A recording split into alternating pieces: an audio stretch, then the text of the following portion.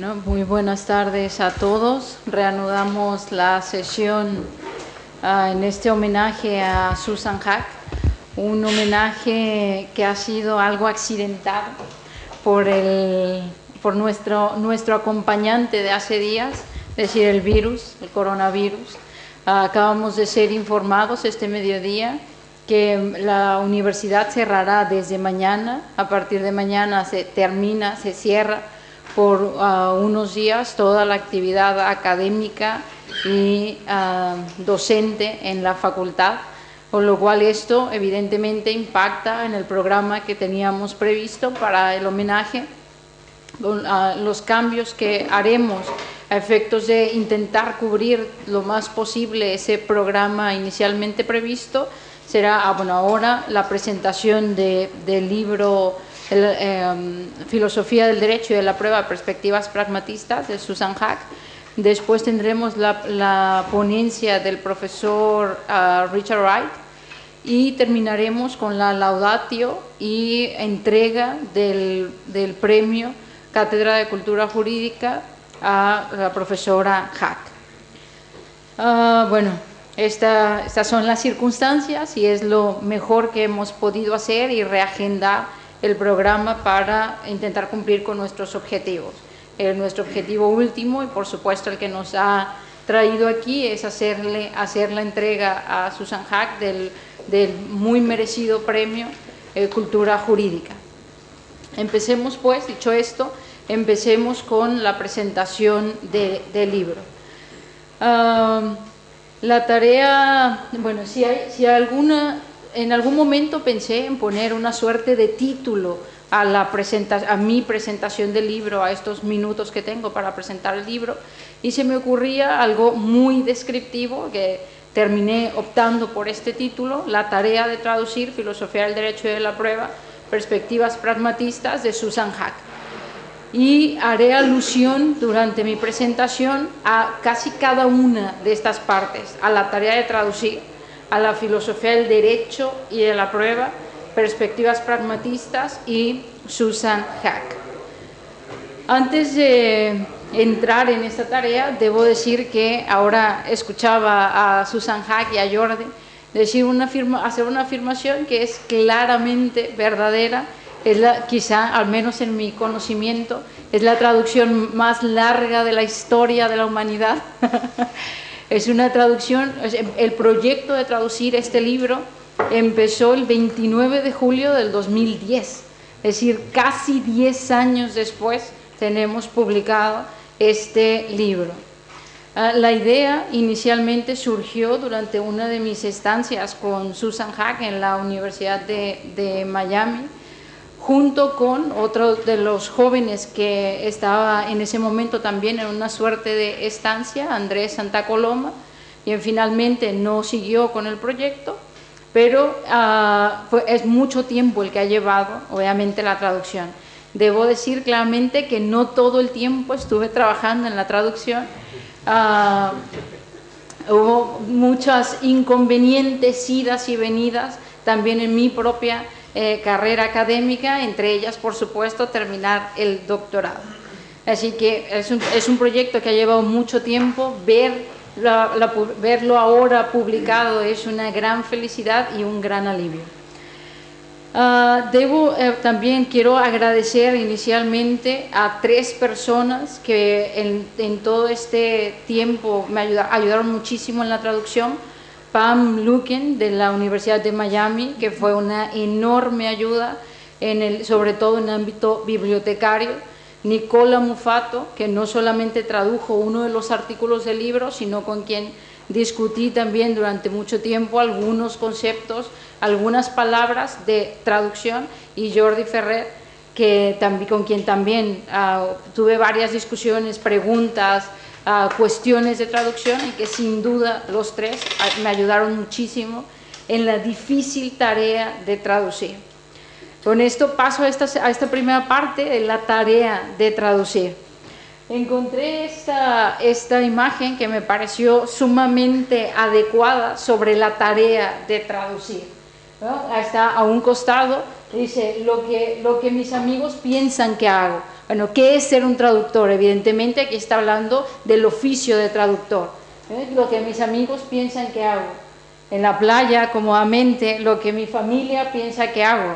Estar traduciendo a grandes autores, a lo que la sociedad piensa, lo que mi jefe piensa, Google Translate, lo que yo pienso que hago y lo que finalmente hago, que es, bueno, como rascarme la barriga, ¿no? La tarea de traducir es una tarea sumamente complicada. En términos generales, no solamente en el ámbito del derecho, obviamente conlleva cuestiones muy básicas como conocer el idioma del que estás traduciendo, con la idea, o bajo la idea también de que no se trata de hacer una suerte de traducción literal, ¿no? Como esto, conocer el idioma. Aquí está traducido exit only y lo han traducido como éxito aquí. Realmente parece que el traductor no conocía el idioma. La traducción literal, uno de los ejemplos de traducción literal que es tremendo, ¿no? Hold child's hand, tenga mano de niño. Hold hand dryer, tenga barandilla. Face forward, encare hacia adelante. No riding barefoot, ningún cabalgar descalzo. Obviamente la tarea de traducir va mucho más allá de una traducción literal, palabra por palabra. Hay que no solamente conocer el idioma, no hacer una traducción literal, sino conocer el contexto de la obra en que se está estudiando, buscar algo similar o algo análogo para la traducción en el contexto donde va a tener lugar esa traducción. Por ahí dicen que la mejor manera, el mejor trabajo que puede hacer un traductor, o la mejor analogía que podemos hacer sobre el trabajo de un traductor, es con los ninjas. Mientras no los notes, la traducción es buenísima. Cuando notas al traductor en la traducción, entonces algo ha fallado en la traducción. Es un trabajo arduo, es un trabajo complicado, hay que conocer también el contexto donde se está traduciendo, los dos contextos, y pese a todo esto es un trabajo poco reconocido. Poco reconocido no solo por las agencias de evaluación, por ejemplo, de la actividad académica, sino incluso por los lectores. Muchas veces en la bibliografía los propios lectores ni siquiera ponen al traductor. Siempre me molesta sistemáticamente cuando no hay el nombre, cuando no está el nombre del traductor, al menos como un mero reconocimiento a ese arduo trabajo que se realiza. Y por supuesto el trabajo de traductor es pésimamente mal pagado, no lo digo por Marcial Pons, o no solo. Pero también. Así que ha sido y es un gran trabajo la de traducir. En ese trabajo me acompañaron Esteban Pereira y Nicola Mufato, cada uno de ellos tradujo un artículo de los 12 artículos que componen el libro. Yo traduje 10, Esteban Pereira uno, Nicola Mufato el otro. Obviamente en la traducción tiene toda una única manera, dado que luego hubo una revisión de mi parte respecto de esos capítulos. No solamente fue una revisión de mi parte y no solamente hubo un trabajo solo de mi parte como traductora, sino que toda la revisión cuenta con la espléndida revisión de Susan Hack. Como habéis notado, Susan es capaz de entender el castellano, de leer el castellano y de encontrar errores sistemáticamente en la traducción al castellano. Así que fue también un gran reto la traducción, porque Susan era como una suerte de brújula para encontrar errores en la traducción, de lo cual aprendí también muchísimo, incluso sobre mi propio idioma, o intenté buscar las palabras que más se adecuaban a esa puntillosa revisión que hizo la profesora Hack, Susan Hack. Y bueno, con esto paso a Susan Hack. Susan Hack es una de las epistemólogas, de las filósofas de la ciencia más importantes en el mundo más importantes quizá en la filosofía de la ciencia, de la epistemología, en la lógica, filosofía de la lógica en general. Esto hizo del trabajo de traducir este libro aumentara, que ese trabajo aumentara, porque ella lo dice muy explícitamente cuando presenta el libro. Dice algo así: se trata de ensayos de filosofía del derecho, sin embargo, no de la filosofía del derecho del tipo más común. Ello se debe primero a que la atención se centrará en la interrelación de las cuestiones jurídicas con la lógica, la epistemología, la metafísica, así como también con la ética y la filosofía política. Esto hace, obviamente, mucho más complejo, pero mucho más rico los argumentos, porque está hablando de la filosofía del derecho, está hablando del derecho, pero acompañada con todo este background que hace sumamente, yo diría, deliciosa la lectura de los trabajos que componen el libro. Susan Haack además tiene un sentido del humor que quizá podría catalogarse como de inglés, un sentido del humor inglés, que es su país de nacimiento. Una de los primeros consejos / peticiones que hizo Susan Haack en la traducción fue que se buscara la manera, vean, lo dice de esta manera: I have a distinctive, informal yet precise style and a sense of humor. Try not to let this get lost in translation. Lo que fue sumamente difícil. No sé si a vosotros os pasa, pero mi pareja yo soy mexicana, mi pareja es español. Cuando de pronto me cuentan un chiste mexicano y yo me parto de risa y mi pareja me dice: a ver, enséñame el chiste, cuéntame la broma. Enseño la broma, no he entendido nada, explícamelo. Se acabó la broma, se acabó el chiste, porque cuando tienes que explicar el chiste, entonces el chiste pierde sentido. Algunas veces en la traducción debo decir que esto sucedió, porque algunos de las muy buenas bromas o ese humor de Susan Haack solamente se entiende si hay una explicación del contexto estadounidense, del contexto anglosajón en general. Así que con la pena pasa esto en algunas partes, necesito explicar la broma para que se entienda. Aún así, dijera Susan Haack, ríanse. El libro viene acompañado no solo de un sentido del humor fantástico y de todo este conocimiento de epistemología, filosofía, metafísica, etcétera, sino de un bagaje cultural tremendo. Susan Haack, para desarrollar ejemplos, para aterrizar las ideas, para clarificar las ideas, utiliza ejemplos de la cultura general, de la epidemiología, refleja un conocimiento de la realidad brutal, usando, por ejemplo, un conjunto de artículos de prensa muy interesantes y muy llamativos para el tipo de argumento que quiere desarrollar. Y no solamente esto, sino que Susan Haack, además, en mi opinión, tiene una valentía intelectual brutal. Es capaz, no solamente es capaz de decir las cosas de manera clara, sino poner un contraargumento en contra de cualquier idea, sea quien la firme, cuando no está de acuerdo con ella. Y esto no es, desafortunadamente, no suele ser tan común. Muchas veces somos demasiado polites en la academia. No se hace una crítica frontal del argumento. Y Susan Haack lo ha hecho toda su vida. Para mí uno de los ejemplos más vívidos de esto es Manifesto of a Passionate Moderate, donde hace una crítica a grandes ideas que han cobrado una popularidad extrema y que en cambio parecen sustentarse simplemente en meras como preferencias personales o no en un argumento sólido.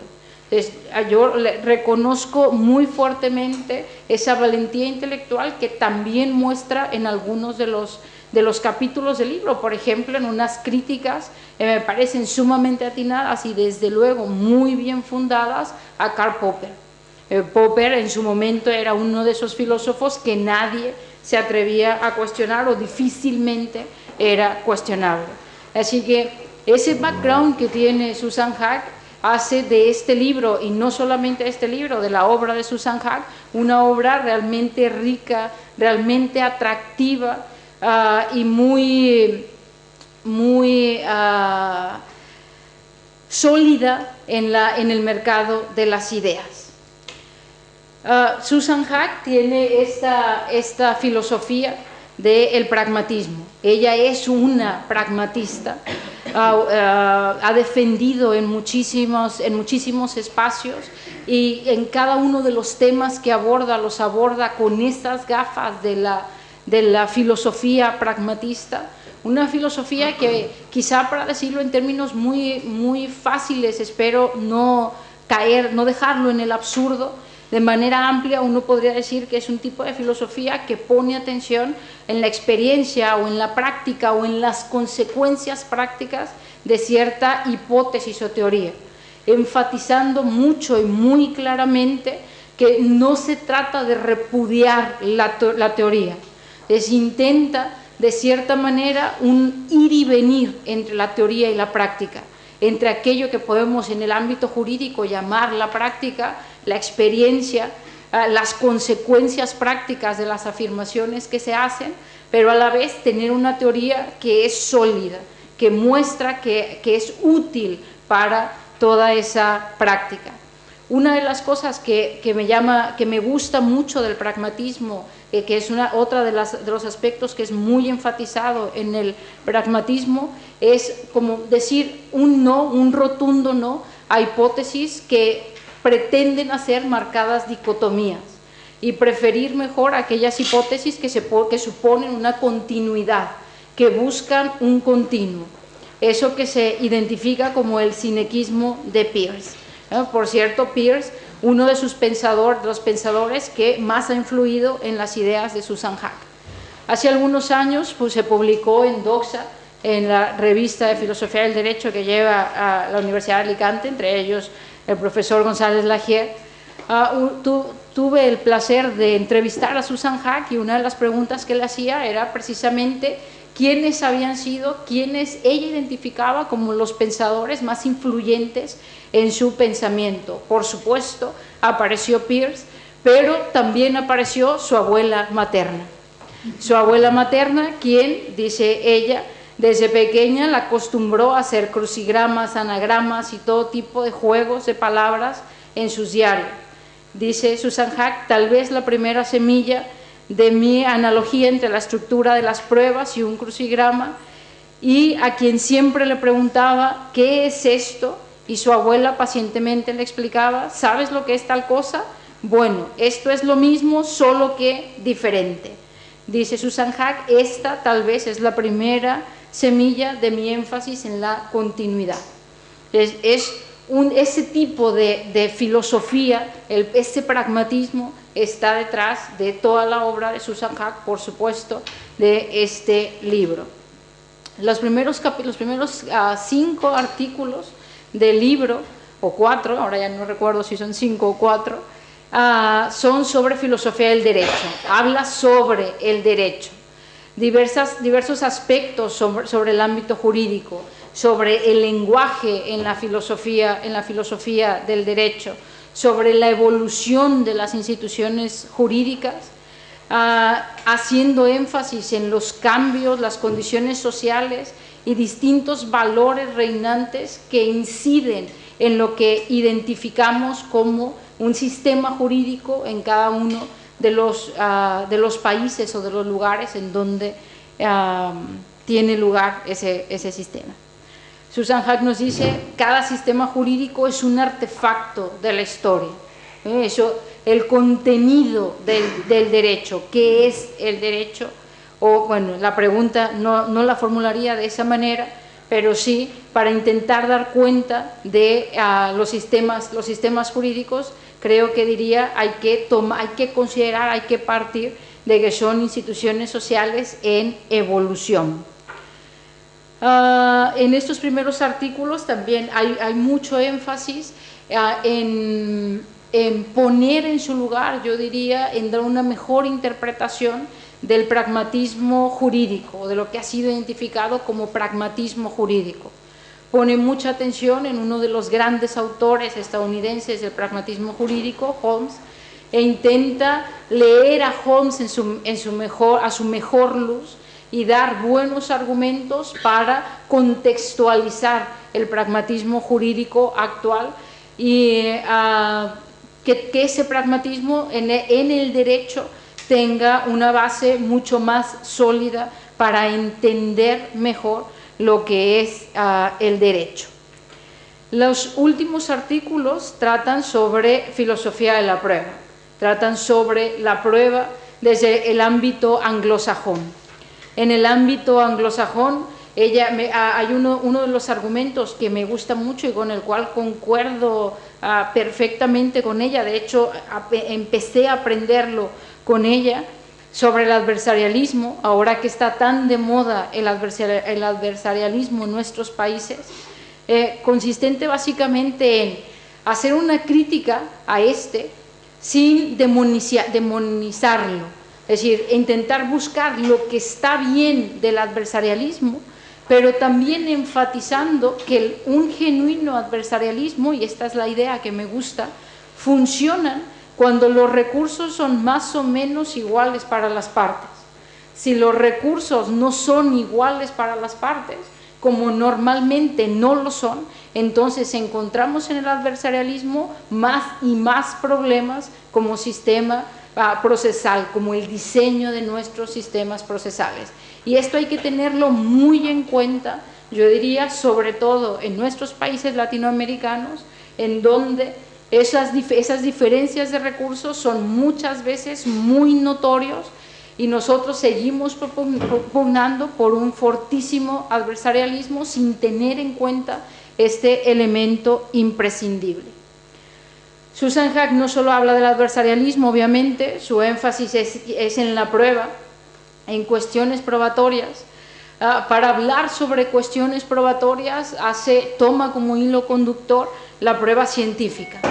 Da cuenta de la experiencia estadounidense con la prueba científica. Para ello ofrece una imagen de la ciencia o de la empresa científica que dista mucho de la imagen romántica y a veces tonta que tenemos los juristas sobre la ciencia.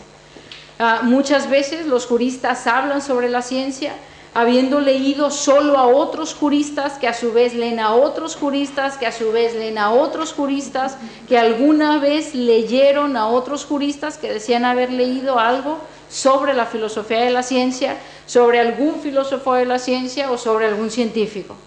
Los juristas, la mayoría de las veces, no acudimos de manera directa a leer filosofía de la ciencia o cuestiones científicas y nos fiamos solo del testimonio de oídas de otros juristas sobre esto. Con lo cual, nuestra construcción sobre la empresa científica, que subyace muchas veces a nuestro análisis sobre la prueba científica, sobre la prueba pericial en general, es realmente irrisorio.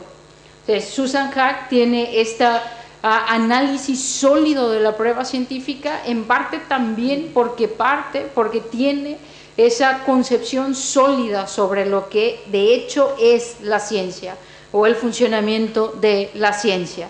Una empresa, nos dice ella, y gran parte de la filosofía y la epistemología de la ciencia quizá, que es falible, que es incompleta, pero aún así la mejor empresa de conocimiento que tenemos actualmente. Y ahora, en toda esta crisis, en toda esta época del coronavirus, es claramente verdadero, claramente, que si alguien nos puede sacar medianamente de toda esta problemática que se ha generado, es el desarrollo científico. Y por supuesto que le prohíban a los chinos comer esos animales.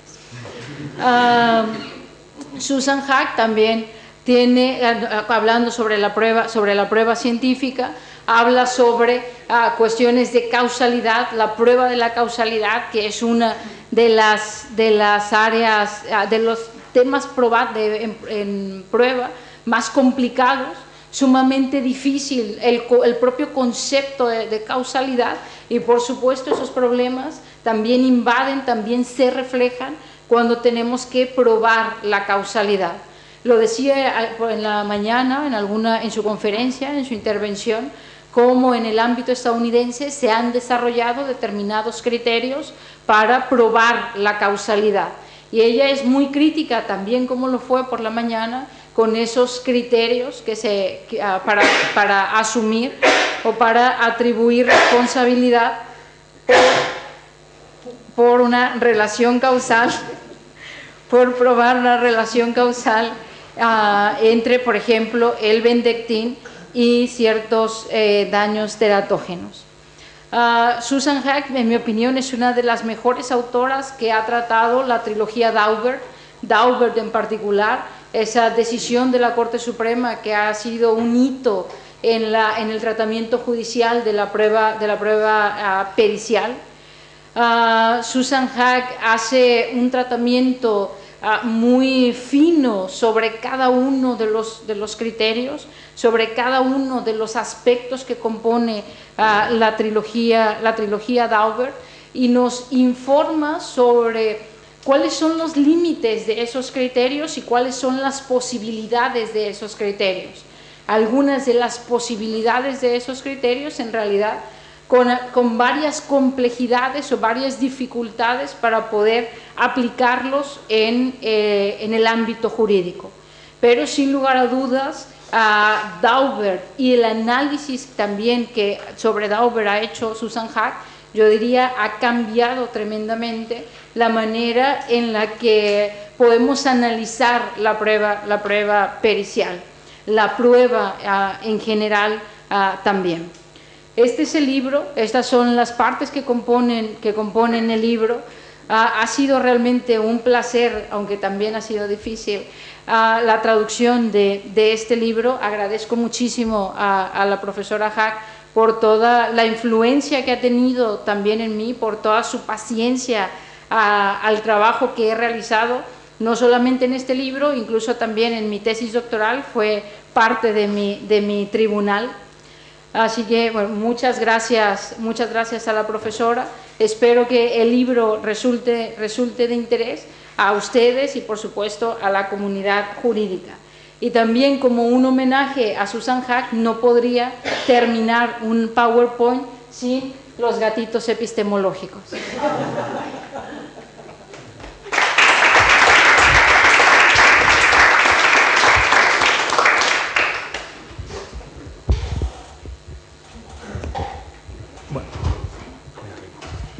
Gracias. Bueno, yo quería comenzar primero también agradeciendo a Jordi Ferrer y a los organizadores de la Cátedra de Cultura Jurídica la posibilidad que me brindan de estar en este homenaje a Susan Haack, en un acto que es un poco doble. Por un lado es un homenaje a Susan Haack, por otro lado es la presentación de uno de sus libros. Permítame que comience con 3 anécdotas mías, pero con Susan Haack. La primera está situada en Lima. Yo estaba dando en un congreso organizado por la Pontificia Universidad Católica del Perú sobre prueba en el derecho. Y cuando terminé de hablar, se acercó Susan hablando un español y disculpándose por su español, pero hablaba español mucho mejor que yo inglés, y me regaló un libro, me regaló Evidence Matters. Y bueno, nos hicimos una foto y ahí fue un poco el primer recuerdo que yo tengo de ella. Ella lo recordaba hace un momento. La segunda ocasión fue aquí en Girona, en un congreso organizado en homenaje a Michele Tarufo.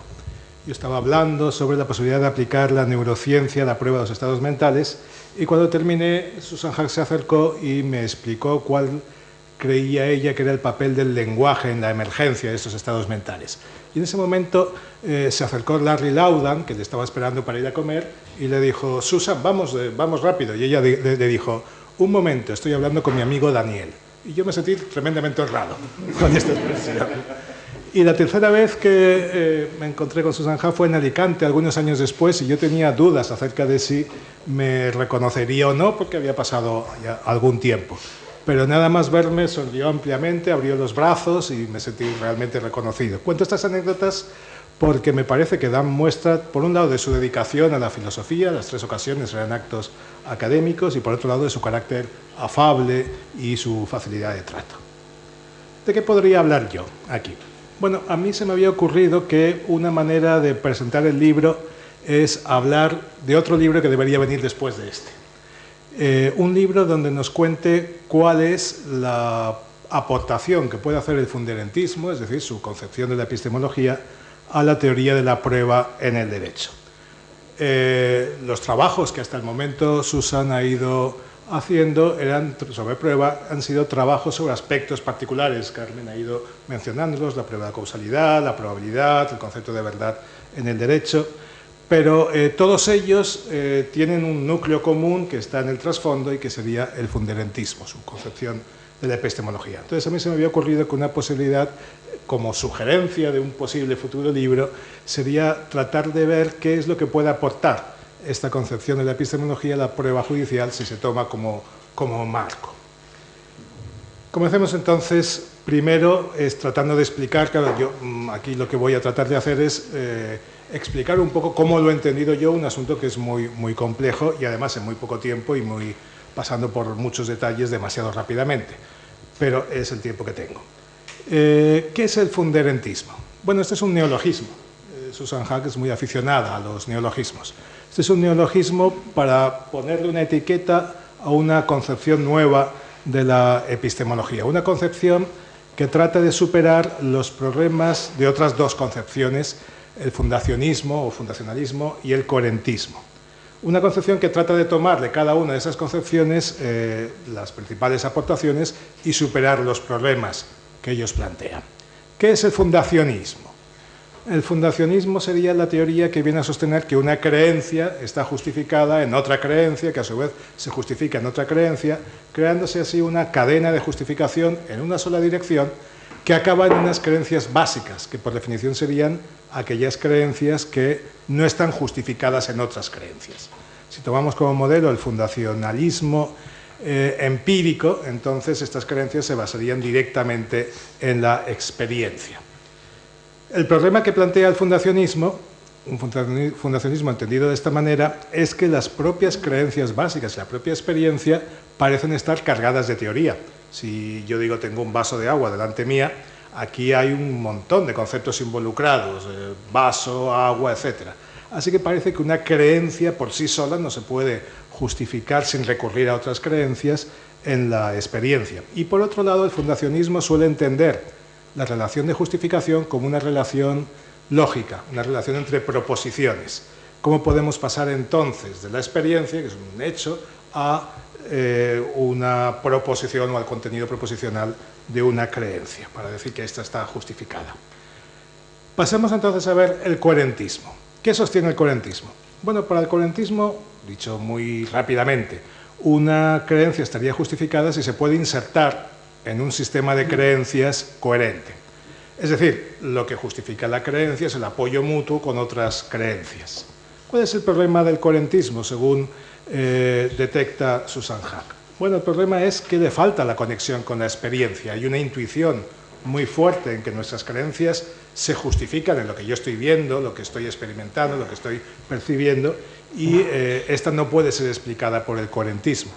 Y además, el coherentismo parece resultar circular. Es como, por usar la propia metáfora de Susan Haack, 2 marineros que se sujetan uno al otro para no caerse, los marineros borrachos, pero están en el vacío, de manera que no hay nada que le sustente.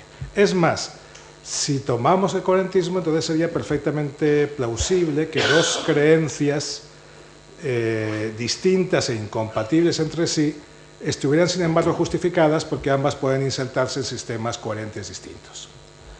El funderentismo trata de superar estos y otros problemas y para ello toma del fundacionalismo la idea de que, al menos del fundacionalismo en su versión empírica, la idea de que la experiencia tiene un papel importante en la justificación de nuestras creencias y del coherentismo la idea de que la relación de apoyo entre distintas ideas y creencias y el hecho de que éstas sean coherentes entre sí también tiene un papel importante en la justificación de nuestras creencias.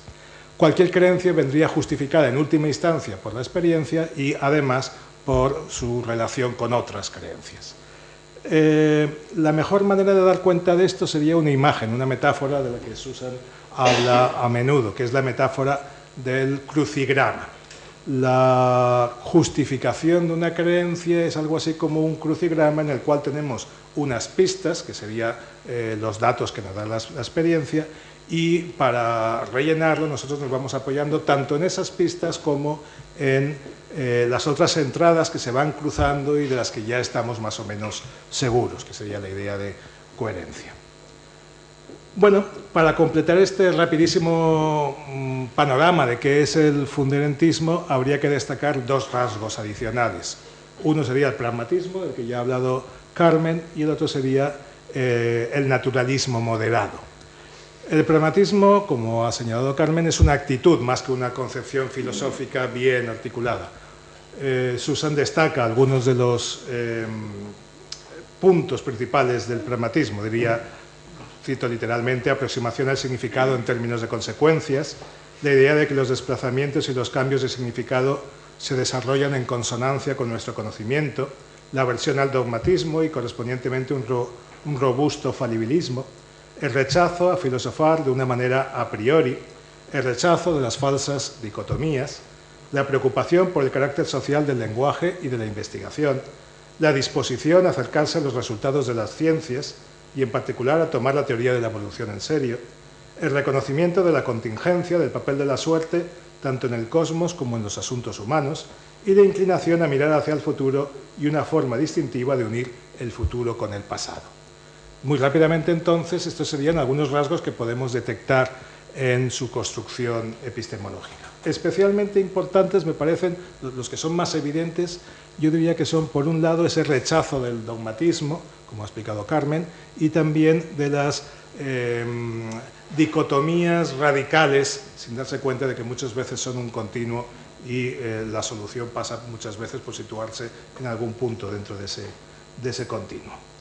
Y otro tercer rasgo importante derivado del pragmatismo es la importancia de la ciencia a la hora de construir filosofía. Y esto lleva al segundo punto, al asunto de la naturalización de la filosofía, de la que tanto me parece que se discute últimamente con los avances en neurociencia. Bueno, no es fácil decir qué es lo que hay que entender por naturalizar la filosofía. Una definición aproximada de Carlos Moya podría ser, por ejemplo, el tratar de construir los conceptos filosóficos a partir de, o de una manera que sean compatibles, o al menos que la ciencia pueda admitirlos, que sean compatibles con los conceptos científicos o las teorías científicas, o que la ciencia pueda admitirlos. Pero claro, esto es una caracterización muy vaga que permite, que da cabida a dos maneras de entender la naturalización.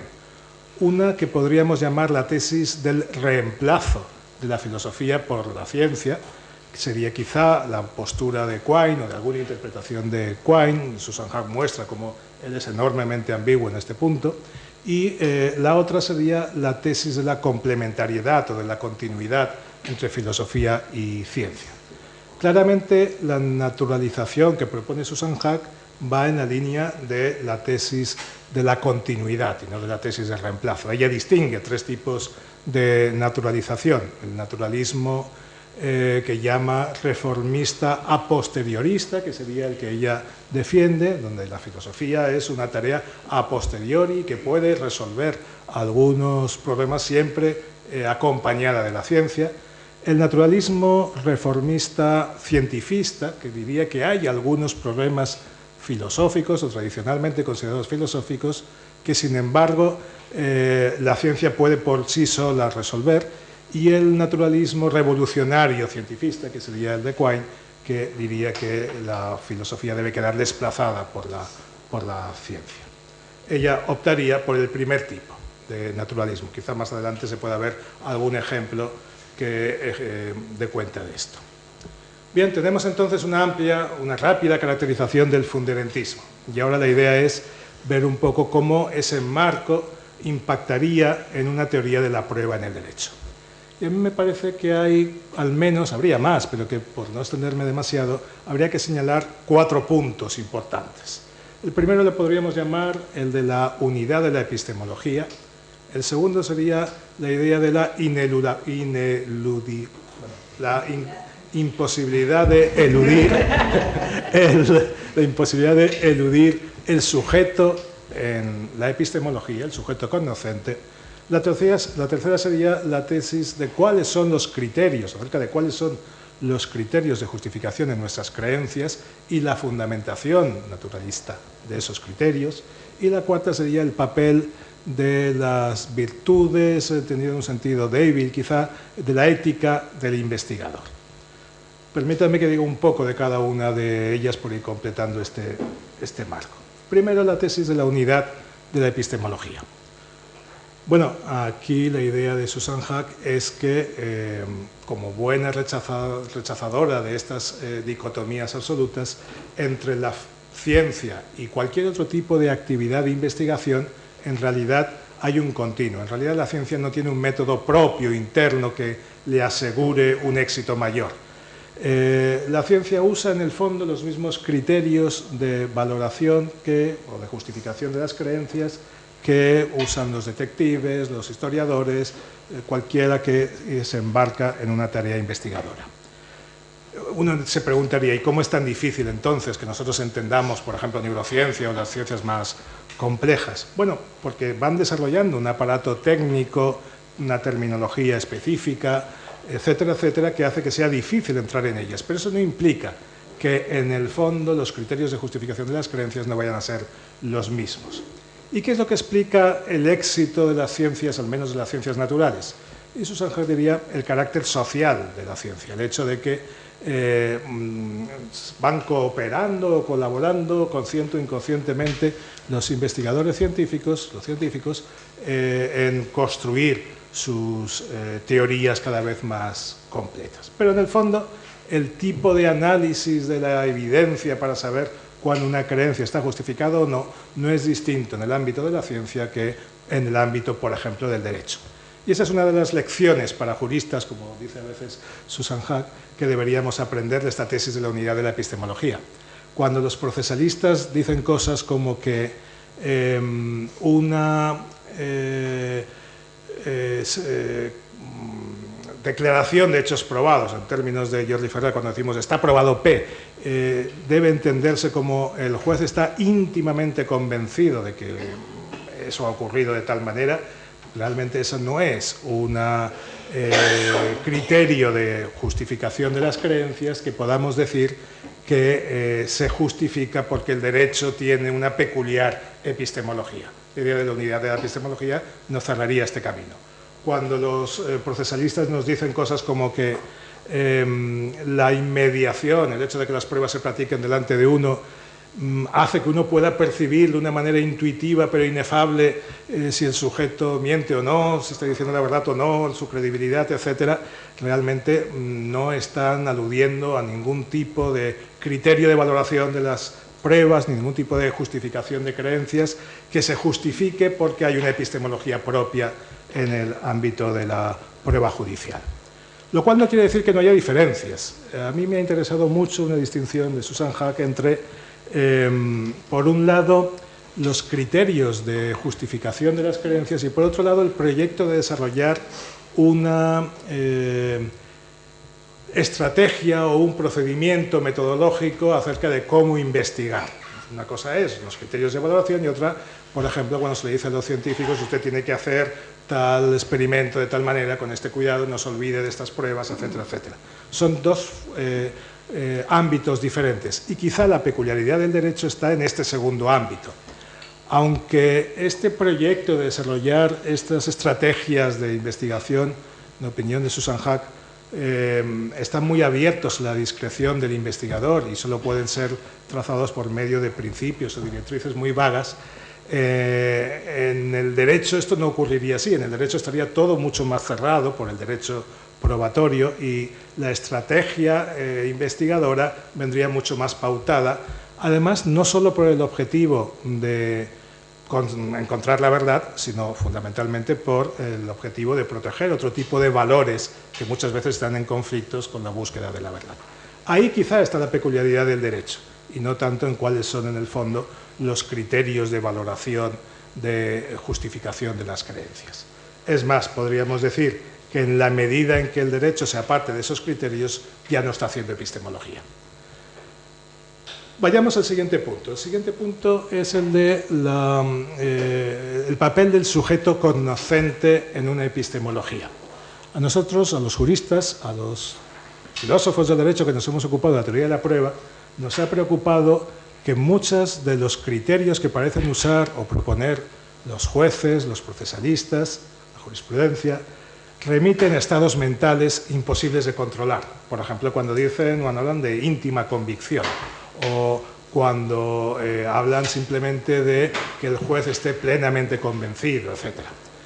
Nos ha preocupado porque nos parece que esto lleva a estar proponiendo una especie de criterios totalmente arbitrarios e incontrolables. Hemos establecido un poco una distinción en este punto entre la teoría de la prueba de los filósofos, que sería una teoría de la prueba que llamamos racionalista y objetivista, los filósofos del derecho me refiero, y la teoría de la prueba de los procesalistas, pensando que la de ellos es irracional por subjetiva, por hacer referencia constantemente a estados mentales. Pensemos, por ejemplo, que hemos aceptado, yo el primero, la idea de Jordi Ferrer de que está aprobado P, hay que entenderlo como no como el juez está convencido de P o el juez cree P, sino hay elementos de juicio suficientes a favor de P, tratando de eliminar todos los estados mentales. Y el estándar de prueba, algo que yo no he aceptado, ya sabéis, pero el estándar de prueba también debería estar construido en términos que evite la alusión a los estados mentales. Esto a mí me recuerda mucho, leyendo el libro de Susan Haack, de Evidencia e Investigación, me ha recordado al proyecto popperiano de construir una epistemología sin sujeto cognoscente. La idea de Popper también es que la filosofía, la parte de la filosofía que llamamos epistemología debe distanciarse de lo que él llama las filosofías de las creencias o la filosofía de las creencias. No tenemos que dejar entrar en la epistemología los estados mentales ni la psicología, porque eso sería peligroso, ya que nos conduciría a la subjetividad entendida como arbitrariedad seguramente. Bueno, la idea de Susan Haack, por el contrario, es que el centro de la epistemología está en tratar de dotar sentido a una frase que vendría a decir: el sujeto S está más o menos justificado en creer P en el momento T. De manera que la idea de creencia aparece en el centro de creencia justificada, aparece en el centro de su epistemología. A mí me ha parecido muy sugerente las tesis de Susan Haack de que en realidad Popper, en este intento antipsicologista de llevar la epistemología al mundo 3 y dejar en el mundo 2 a la psicología, está confundiendo dos sentidos del término subjetividad. Está confundiendo la subjetividad como personal, en el sentido de algo relativo al sujeto, con la subjetividad en el sentido de arbitrario, y una no implica la otra. El hecho de que se haga referencia a estados mentales, a creencias, etc., no significa necesariamente que estemos entrando en el terreno de lo arbitrario. De hecho, Susan Haack insistiría en que la cuestión de la justificación de una creencia es una cuestión objetiva, porque aunque sea relativa al sujeto, no depende de lo que el sujeto cree acerca de las pruebas que tiene, de las pruebas que él cree que tiene y de cómo las interpreta, sino que depende de las que objetivamente tiene. Así que quizá hemos eliminado de la teoría de la prueba un elemento que sería sumamente importante, que son las creencias, la prueba judicial me refiero, un elemento muy importante que serían las creencias, pensando que la introducción de los estados mentales nos lleva a la arbitrariedad. De hecho, Susan Haack tiene un argumento más contra la idea de la eliminación de la psicología del ámbito de la epistemología. La idea es que, para ella, es que una epistemología sin sujeto cognoscente, por lo tanto sin estados mentales, sin creencias, no puede dar cuenta del anclaje del conocimiento, de las creencias, en la experiencia. No puede acabar justificando las creencias con la experiencia. Popper, por ejemplo, cuando nos dice la racionalidad de la ciencia está en el hecho de que las teorías pueden ser corroboradas o refutadas en función de que podamos contrastar o no los enunciados singulares que se infieren de esas teorías. Si están corroboradas, están parcialmente corroboradas, pero eso es todo lo que podemos hacer. Si están refutadas, entonces es mejor abandonarlas. Pero ¿cómo se corrobora y cómo se refutan estos enunciados singulares? Si no he entendido mal, la idea de Popper es que no se pueden contrastar con la experiencia porque la relación entre nuestras experiencias y la aceptación o no de una creencia es una cuestión causal y no una cuestión lógica. Y para Popper la epistemología se mueve solo en el terreno de las relaciones lógicas y deductivas. Si uno rechaza el inductivismo y rechaza algo de psicología en la epistemología, no puede anclar nuestros conocimientos en la experiencia. Y entonces, algún criterio como el que usamos los juristas, es un criterio avalado por el fundementismo, de tratar de ver si podemos refutar o no las hipótesis alternativas o las hipótesis que pueden terminar con la que queremos dar por probada, quizá fuera, si eliminamos las creencias, un criterio que no podríamos realmente comprobar.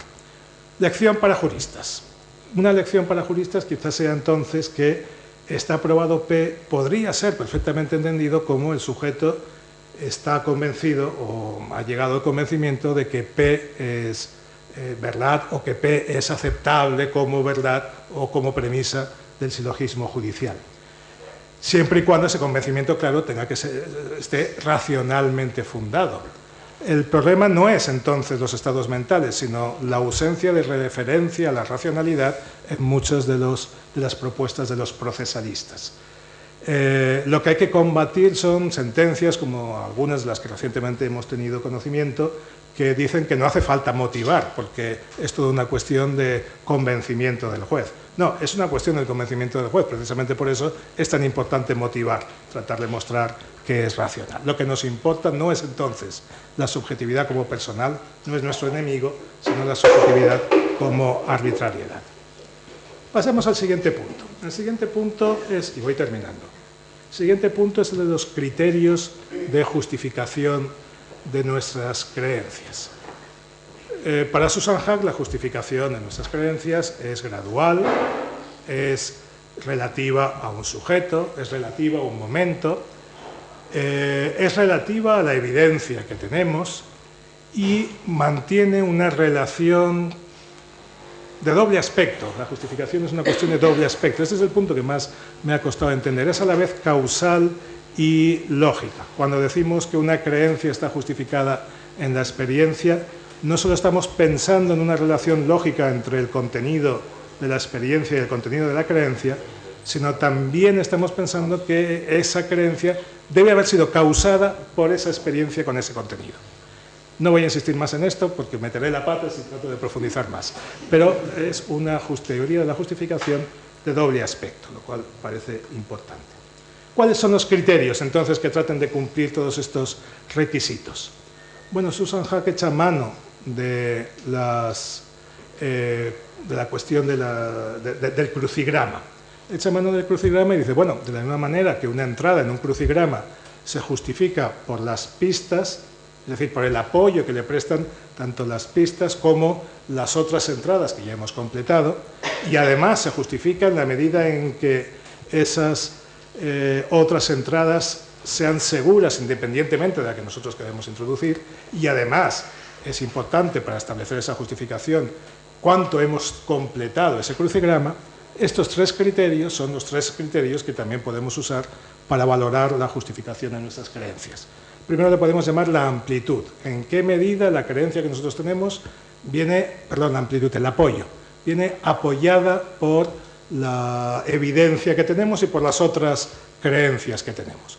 En segundo lugar, la seguridad independiente de estas otras creencias. Y en tercer lugar, algo que Jordi Ferrer ha llamado la base probatoria, siguiendo a Keynes, que es la completitud del cuánto nos acercamos al conjunto de pruebas relevantes que podríamos tener. Bueno, estos tres criterios a mí me parece que casan bien con otras propuestas en el ámbito de la teoría de la prueba en el derecho. Con esto voy a las lecciones para juristas, como por ejemplo la mía. Yo he propuesto en algún momento que para valorar las pruebas, cosa que entiendo como traducible a para justificar, para valorar la justificación de nuestras creencias, tenemos que tener en cuenta cosas como la cantidad de pruebas que tenemos, la variedad de las mismas, la pertinencia de las mismas, si las máximas de experiencias y de otras ideas que estamos usando de carácter más general están más o menos justificadas, la posibilidad de eliminar hipótesis alternativas, la coherencia narrativa de la hipótesis que queremos sostener, etcétera, etcétera. A mí me parece que, lejos de ser dos maneras distintas, lo que hay es una relación de fundamentación. Los criterios propuestos por Susan Haack me parece que me permiten justificar de una manera que me preocupaba, porque simplemente las ponía como intuitivas, algunas de los criterios de valoración de las pruebas que yo propongo, que por cierto son reconstruidas a partir de las que la jurisprudencia de nuestras Cortes Supremas ha ido introduciendo, especialmente para las pruebas de indicios, para las pruebas indirectas. Una segunda lección, por la que pasaré de puntillas para juristas, es que si estos son los tres criterios básicos que permiten justificar las creencias, entonces tenemos el problema de que parece que no es posible ordenar jerárquicamente los criterios o el grado de justificación de las mismas. Dicho en términos rápidos, parece que no es posible, diría yo, que el fundamentalismo no avala la posibilidad de un estándar de prueba suficientemente preciso como para saber si el grado de confirmación de la creencia que hemos alcanzado es suficiente como para condenar o no. Hay aquí varias frases en Evidencia e Investigación que me parece que van en esa dirección. Último punto. El último punto era relativo a las virtudes y la ética del intelectual o del investigador. Claro, si todo descansa en buena medida en la discrecionalidad, en el buen hacer del investigador a la hora de valorar estos criterios, pues nos hace falta o resulta interesante estudiar cuáles son las características que debería tener el buen investigador. Algunas de esas características son de carácter meramente epistemológico, como por ejemplo el buen juicio, la imaginación, etc. Pero hay una en la que Susan Haack insiste especialmente, que es la honestidad intelectual, que ella entiende como el respeto a las pruebas. Y esta sería tanto una virtud epistemológica como una virtud de carácter ético. Respeto a las pruebas quiere decir dejarse guiar por las pruebas, lleven a donde lleven, aunque no nos guste a donde lleven. Y esto nos permite distinguir el buen investigador del pseudoinvestigador, del falso investigador, etc. Esto es muy importante también para el juez, lecciones para juristas, de nuevo. Si el juez no se somete a las pruebas, entonces no puede ni hacer una valoración racional de las mismas, ni tampoco podría ser imparcial. La imparcialidad no solo consiste en la sujeción al derecho. La imparcialidad y la independencia judicial no solo consiste en aplicar el derecho, sino también en el respeto a las pruebas. ¿Y cómo se aprenden las virtudes? Estas virtudes que no son, en la filosofía de Susan Haack, ni condiciones necesarias ni suficientes, entiendo yo, de la justificación. No es una epistemología de las virtudes en el sentido duro. ¿Cómo se aprenden estas virtudes? Bueno, con el hábito y la imitación. Decía Aristóteles que con el hábito, y el hábito se genera a través de la imitación. Yo creo entonces que los científicos tienen que imitar a los científicos modelo, los jueces tienen que imitar a los jueces ejemplares, y los filósofos del derecho y los filósofos en general tienen que imitar a filósofas como Susan Haack. Eso es todo.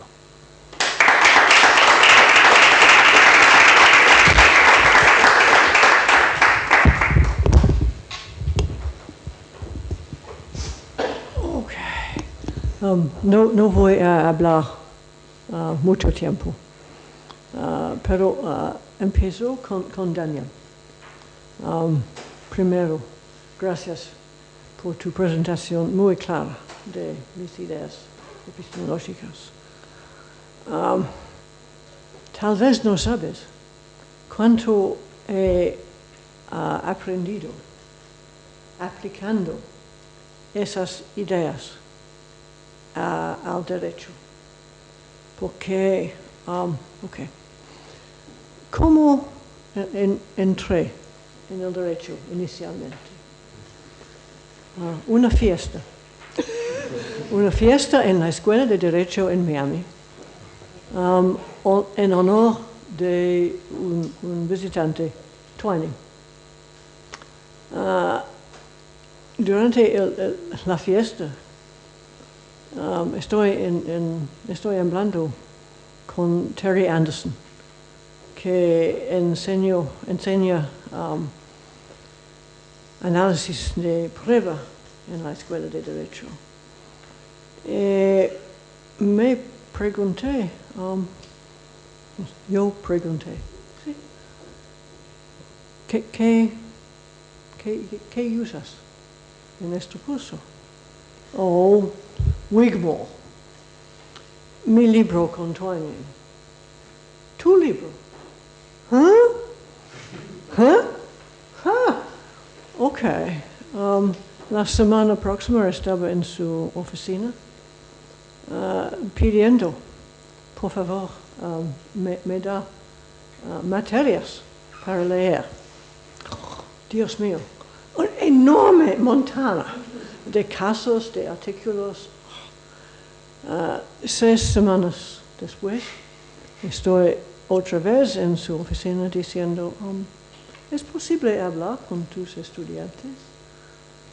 Y el año próximo estoy enseñando un curso en prueba científica y 3 años después estoy profesora de Derecho. Pero aplicar mis ideas en el derecho no fue fácil. Probablemente porque en casos reales hay hechos tan complicados, tan tangled, que los filósofos no pueden imaginar. Y entonces es un desafío entender si sus ideas relativamente simples, epistemológicas, aplican.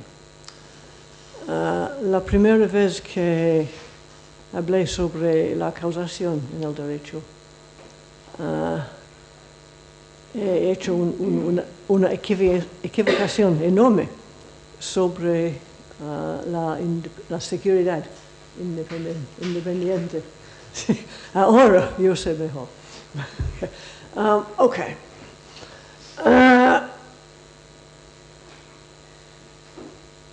Yo voy 3 áreas de aplicación de mi filosofía al derecho. La primera es epistemología y la teoría de prueba. La segunda es mi filosofía de ciencia y su aplicación a pruebas científicas. Y la tercera es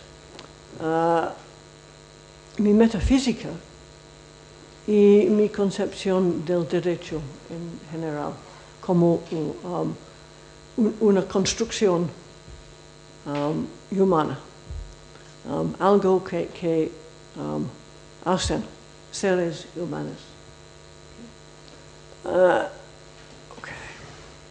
Y una cosa más. Fue relativamente recientemente que he entendido una idea de Peirce sobre metafilosofía que explique cómo es posible que la epistemología, por ejemplo, es a la vez distinto de la ciencia y a posteriori. ¿Cómo es posible? La idea de Peirce es muy simple, pero ilumina mucho. La ciencia y la filosofía ambos dependen sobre la experiencia. Pero la ciencia requiere experiencia, recherche. Necesita experimentos, expediciones, excavaciones, etcétera, etcétera. la experiencia relevante a la filosofía es la experiencia de cada día, tan familiar que no pagamos atención. Es lo que él describe como fenomenología. Sí. Esto explica una intuición de mío sin fundamento antes filosófico. Okay. Y entonces, Carmen, ¿qué puedo decir? Muchísimas gracias. Fue una tarea enorme, la tarea de 10 años. Y una tarea muy difícil, requiriendo conocimiento de inglés, naturalmente, ¿sí? La habilidad de escribir buen español, ¿sí? Conocimiento del derecho, por supuesto, pero de 2 sistemas diferentes de derecho. Y también un tipo de no sé cómo decir, empatía de mente. I felt you were inside my head. And sometimes I thought I had to say, hey. Y dificultades peor porque, yo sé, no escribo como la mayoría de filósofos. Por decir la verdad, no me gusta el estilo oficial de la filosofía. No me gusta. Es, como alguien muy incómoda, que debe ser oficial, científico,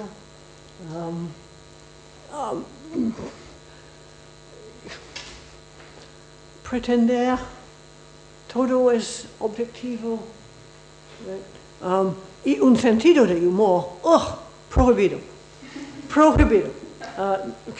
Si uno tiene un sentido de humor, uno no es serio.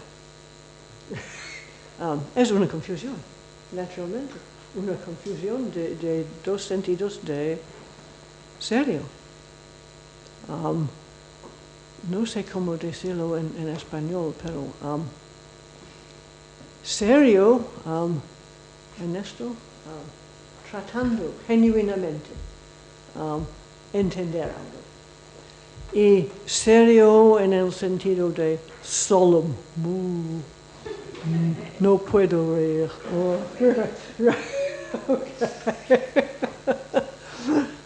Pero yo sé, absolutamente, tan difícil fue esta tarea. Y lo que me acuerdo más vívidamente fue el saga, la historia, Dios mío, de Dalbert en Florida. Okay. En 2008 fue claro. ¿Sí? Y mis artículos dicen claramente, estándar en Florida para pruebas periciales es Frey. Ok.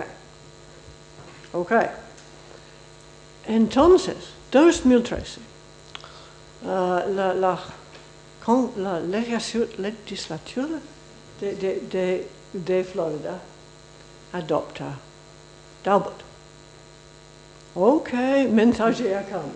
Ahora estamos un estado Dalbert.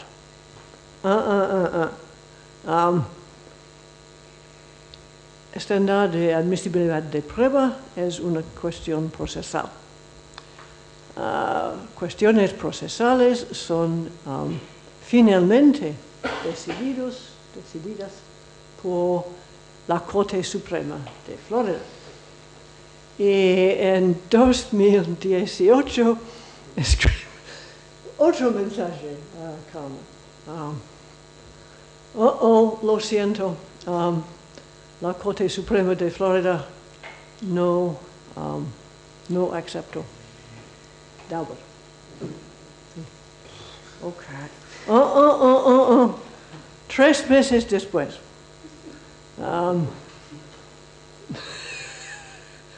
Nueva Corte, con 3 miembros nuevos. Después de todo, somos un Estado. Dalbert. ¡Qué paciencia se requiere! ¡Qué paciencia! God.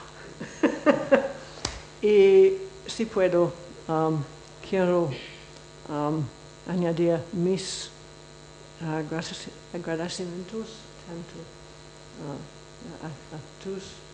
a Pam Lucan, bibliotequista extraordinaria. Without her, I could not have done it. Without her, we could not have done it. Right? Necesito un fuente para esto. Necesito una definición. Okay. Siempre te ayuda. Entonces, fue una tarea enorme, pero es hecho. Finalmente. Muchísimas gracias.